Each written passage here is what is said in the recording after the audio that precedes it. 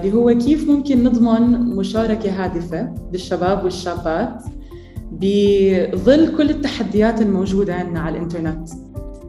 شوفي، أنا زي ما قلت الإنترنت والتكنولوجيا يعني إلها كتير عوامل وميزات جيدة، بس كمان إلها برضو نواحي خطيرة.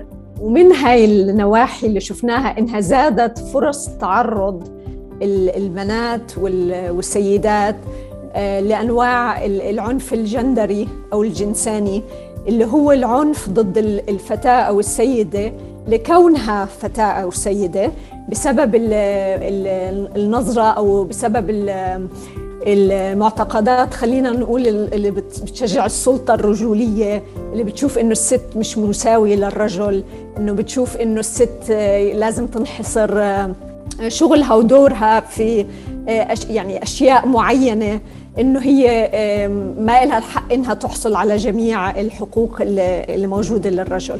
فهذا إشي طبعاً مقلق، يعني مع إنه ما في إحصائيات كاملة، بس اللي بنعرفه إنه مثلاً واحدة من كل 10 فتاة أو سيدة من سن 15 وفوق، هذا على نظام عالمي، تتعرض لأنواع العنف الجندري أو الجنساني على الإنترنت. فاللي صار إنه الإنترنت كما يعني بالإضافة إلى كونه وسيلة لزيادة المعرفة والمشاركة وإلى آخره، بس يستخدم أيضاً كوسيلة للعنف وكل أنواع العنف، من يعني تحرش، من عدم احترام خصوصية الفتاة، من مشاركة أمور بتخصها من غير موافقتها، سواء صور. ممكن كمان يكون أسوأ من هيك، ممكن إنه يؤدي إلى يعني إنه يشجع ناس تانية إنه ورجال أو غيرهم إنه برضو يعني يقوموا بأعمال عنف ضد هاي السيدة أو هاي الفتاة. وكتير مرات بيكون مرتبط مش بس بإنها فتاة أو سيدة وعندهم خلينا نقول نظرة ذكورية يعني لدورها، ومش حابين يمكن إنه هي بتقاوم هذا النوع من المجتمع، بس لما بتجتمع عوامل مختلفة في هويتها، يعني مثلا بتكون سيدة بس بالإضافة إلى ذلك هي ناشطة حقوق إنسان، أو مثلا خلينا نقول سياسية، أو بتعبر عن رأي ما بوافق عليه الجميع. يعني إذا اجتمعت هاي العوامل بتكون هي معرضة حتى أكثر للعنف على الإنترنت. فاللي أنا بس حابة أقوله إنه طبعاً يعني القوانين الدولية الخاصة بحقوق الإنسان حكينا عنها، اللي هي بتساوي بين الرجل والمرأة، واللي تضمن للسيدة كل حقوق الإنسان زي الرجل، يعني طبعاً ما انعملت في وقت الإنترنت، بس هي المفروض تكون تحكم الأنشطة كمان داخل عالم الإنترنت. يعني ما بنقدر نعيش في عالمين، واحد جوا الإنترنت المرئي اللي خلينا نقول مش الحقيقي، وواحد برا. يعني لازم نظام الحقوق الإنسان برضو يحكم النشاطات اللي جوا الإنترنت. هذا كتير كتير مهم.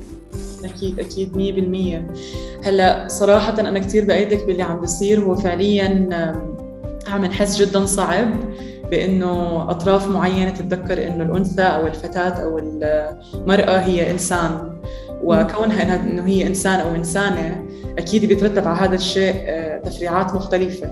يعني ما بصير تكون محصورة بمكان معين أو بدائرة معينة، هي إلها كامل الحق بأنها تمارس شغفها وحقوقها بكافة المجالات بغض النظر عن شو جنسها، لأنه الجنس ما لازم يحدد هاي الأمور، وما لازم يكون هو عائق لأي من هاي الأمور، كونه هي عندها القدرة الكاملة عقلياً وجسدياً وبيولوجياً بأنها تقوم بهاي الأمور، وما في شيء بيمنعها. فلذلك ليه المجتمع بيمنعها؟ بس يمكن شغلة أخيرة حابة أضيفها لكل النقاط المهمة اللي ذكرتيها، هو طبعاً إنه لما تتعرض فتاة للتحرش أو لمشكلة على الإنترنت، لنوع من أنواع العنف، كمان لازم تحس إنه هي مسنودة، يعني هي عارفة وين تروح، تقدر تلجأ للقضاء، للمساعدة القانونية المناسبة، وإنه كمان خلينا نقول القضاة والمحامين مدربين على يعني فهم الجهة الجندرية لهاي المشكلة. لأنه مثلا الولد ممكن في مجتمعات معينة يعني حتى يعني ما تصير له نفس المشكلة زي البنت ومش لنفس الأسباب، فلازم يعني يكونوا فاهمين شو هي هاي أعمال العنف وكيف تختلف خلينا نقول من بنت لولد وتداعياتها، عشان نسن حلول مناسبة لإلهم يعني.